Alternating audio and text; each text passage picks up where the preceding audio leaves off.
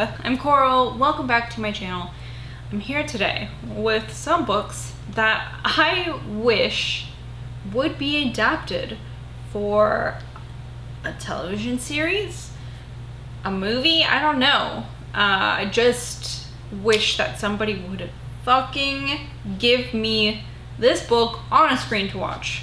That is what this video is going to be about. And you know what? I looked these books up beforehand just to see if there was adaptations. However, I don't know everything. So it very well could be that some of these books have been optioned and I just don't know about it. So if that's the case, let me know nicely so I can be happy about it and not irritated that, you know, everyone feels like they have to correct everything I say. First book. Duh, The Descent by Jeff Long. This book was written specifically to be seen with eyeballs, I feel like. It is just such a insane story, and I think it is one that, with the right director, could play out so well on the screen. This is such a weird book. It's like kind of horror, kind of like something like the Da Vinci Code, where there's this like religious mystery in it. However, that isn't too religious-y for us who, you know, aren't big into that. I'm not. And it added to the story. I think it didn't make it irritating. So, holy shit, what am I trying to say here? Basically, these beings that have lived under the ground for millions and millions of years start coming up to the surface of the earth, and they've probably been doing that for a long time. We just like didn't know that that's actually what was happening, but instead we get like depictions of it on cave walls or myths about gods that, you know, probably were these creatures, and we end up calling them Hadals, and they are human-like, but also very not, because, you know, they live in the earth, in tunnels, this very complex cave system that goes under the ocean and under land, and it's crazy. So my favorite part of this book was all the snippets that we get of different people's encounters with these creatures, but also there is a deeper plot where this group is trying to see if these creatures have anything to do with the thing, the person, I don't know, the being that we call Satan. And then there's this other plot line where a group of people are going on an exploration of this tunnel system that hasn't been explored before, and it's like being funded by this kind of like biotech firm, like these scientists and stuff like that. And it's just so complex and so hard to explain. And it's hard to explain how great it is with, you know, just what I can give you in a tiny little short book review, which I need to wrap up. So this was a great book. I feel like it would just work so great on the screen. And I'd love to see creepy little Hadals walking around everywhere. Next, another book about an exploration. Do I have a type?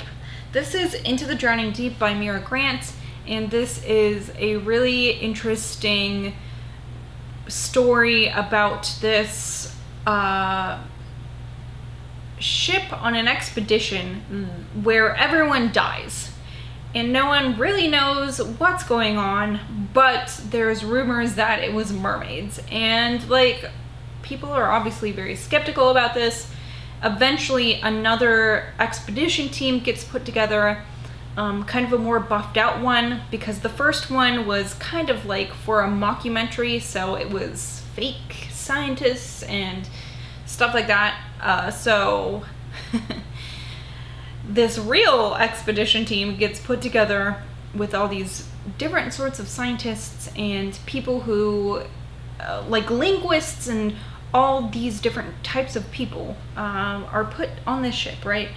To go out to where this other ship disappeared in the Mariana Trench, above the Mariana Trench, I suppose, to explore this, because now they're thinking that mermaids might be real, and they want to put together a good group of people who might be able to learn something about these creatures. But things go terribly wrong. The mermaids, they're killer mermaids. So I think this one would be fun to watch as a movie because it is so action-packed. And I'm imagining something along the lines of Jurassic Park, right?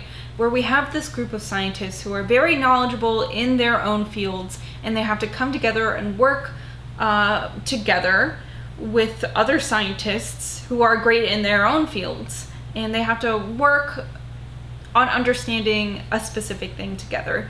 And I just could see so much tension, so much sexiness, you know, like if we could get Jeff Goldblum to play like a mermaid scientist, that would be so great. And then just thinking about the character design for a killer mermaid, it would just be so much fun. This would be such a fun gore fest. And I really hope that someday somebody picks this up, options it, adapts it, and puts a good director on it, and, you know, gives us a great killer mermaid flick. Next on my list, who would have thought I would be talking about The Blacktongue Thief by Christopher Buehlman again? Who would have guessed? Not me. Anyways, this is a high fantasy novel that came out this year. It follows a dude named Kinch, and he is in great debt to the Thieves Guild because he has, you know, been through thieves school basically and learned the trade, and now he has to pay back the debt for his schooling, and he has fallen behind on that, so he has a tattoo on his cheek to kind of like signify his debt. Basically, he gets into this situation where he could have all of his debt repaid if he just goes on a quick little expedition for the Thieves Guild.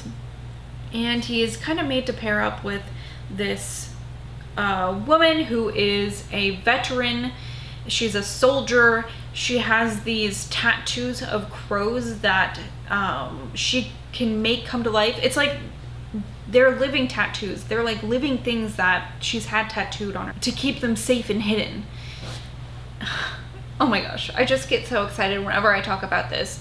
It's funny and very grim at points. There are goblins, and there was in the past a goblin war. I just can imagine a great set, right? Where it's sort of medieval and gritty and dusty and like cold, and I can picture just the goblins. There's like krakens in this. There's obviously the war corvids. There's witches and magic, and Kinch is just so fucking funny, and I think this would translate so well. It's going to be a series, a book series. This is the first book in the series, so I can just imagine like a trilogy or something. You know, if we could hook this up with a great director, someone like Peter Jackson, you know, I feel like this could play out so well on the screen. It has just the right amount, for me at least, of grim horror and comedy and fantastical elements, and I think it would just, I just like want to see. I just want to see it with my eyeballs instead of reading it with my eyeballs. Next, Little Heaven by Nick Cutter. This is a book about a group of missionaries? No. Mercenaries? I mean, missionaries, what the fuck? We're here to talk to you about our Lord and Savior, murder. They're mercenaries who are, it's like a ragtag group, right? There's Micah, who's kind of like a cowboy type, and there is Minerva, who is kind of a rough woman, but a young woman, and she has like a really crazy past. And then there's another man who they call the Englishman, and they're just kind of a weird amalgamation of people who you wouldn't really expect together, but here they are together, and they've been hired by a young woman to check on her family, who has joined a cult called Little Heaven. So while this really centers around this cult, Little Heaven, there's also kind of a monstrous thing going on here. Little Heaven is located kind of in the backwoods of New Mexico, and also in this woods there is this thing. And ironically, it sort of reminds me of the Thing from The Thing. So it's this thing in the woods that's kind of like the Thing from The Thing. And so it kind of brings a lot of really fun elements together with this group, this religious group, and the leader of this group is very Jim Jones-esque. He's got like the black pompadour and the sunglasses. However, he is, I believe, from what I remember, a shorter man, which is kind of comical, you know, if you're thinking about the real Jim Jones. I mean, this isn't supposed to be the fake Jim Jones or anything like that, but you can tell that the character is definitely based off of the real Jim Jones. And really, this all kind of feels very much like the circumstances of the People's Temple, where they're in a secluded, what would you call it? Development? I feel like that's not the word I'm looking for. Not civilization. I don't know. They're together. They've made up a little town in the backwoods of New Mexico. And then this group of outsiders come in just to check and make sure everything's okay. And everything is like not okay, but the group is kind of holding it together until these outsiders come. And now the grip that the leader has is slipping. And things are not going well suddenly because, I mean, they weren't going well to begin with, but the leader kind of had more control, and now he's losing control and everything's getting out of hand. And then also there's this fucking monster in the woods, and it's just, I feel like it would just play out so well. It's got kind of a westerny feel to it. And so all these elements together, I feel like, would make such a great movie or TV show, just a great on-screen adaptation. And man, I would love to see that monster. But of course, not like totally CGI'd out. So, you know what? I don't know how they do it, but they made great movies before CGI. So, just like bring me some practical effects. Bring me a practical effects monster, and I'd be happy. Alright, last one on this list is a little bit cheating because there is an adaptation of it, but I thought it was so bad. Eragon by Christopher Paolini. The remake is just so disappointing that I will never fucking watch it again. It was horrible. This book is a young adult book, a young adult fantasy, and it's got a great big series behind it. These are thick, high fantasy books. This is about a young boy named Eragon who finds a dragon egg. And dragon eggs don't just like appear out of thin air, but like this one happened to, and there really aren't dragons in the world anymore because there's this malevolent king who has taken all the dragon eggs left in the world, and he's hoarding them so like he can have control over everybody, because if there are just dragons around, you know, then they might be able to fight his dragon and win. But if nobody has a dragon, if he's the only one with a dragon, then he can rule more easily, obviously. So there is a lot of like political fighting in this. It is really a story about trying to overcome this evil king, right? And there's this cool magic system. I'm not gonna say that it all makes sense. It kind of doesn't sometimes, but I really loved this series as a teenager, a young teenager. And so when it was adapted, I was so fucking excited. And then it was just so terrible. I even thought then that it was terrible. And I feel like I was at an age where I could be more easily impressed by things, and I was not impressed. I hated it. It was terrible. And of course, none of the sequels ever got adapted, so we were just left with one bad adaptation. And I really think that this is a perfectly adaptable story. I mean, they could make so much money if they put, again, someone like Peter Jackson on it, someone who has experience making these high fantasy, high stakes movies. And they, you know, they have 4 books.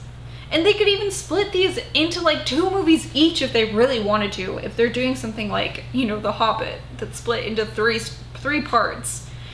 You know, it's like 9 hours of movie from like a 300-page book, like a 250-page book. So like, they could make so much fucking money. Please, I think like Fox owns the rights to this or something like that, if I'm remembering right. I don't know. I've like looked this up so many times to see if they'll release the rights of this fucking movie, and they just like won't. Ugh. It could be so good. It's got dragons.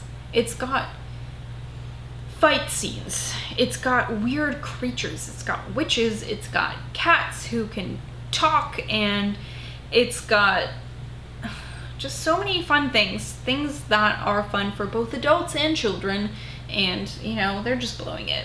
They just blew it. They blew it, and they won't fix it. And it drives me crazy. And I'm not going to say that that book's the reason why I made this video. Anyway, I would love to know if you have any book that in your mind would just make the perfect movie or TV series or TV miniseries. Something that if you pumped enough money into it, something, you know, if it was like adapted to be on HBO, you know, where they have the money to make things really great. I would love to know if you have any opinions on that, if you have any on your mind. Anyway, that's it. Thank you all so much for watching. I do really appreciate it. I love to hear back from you guys. But I will see you all later. Goodbye!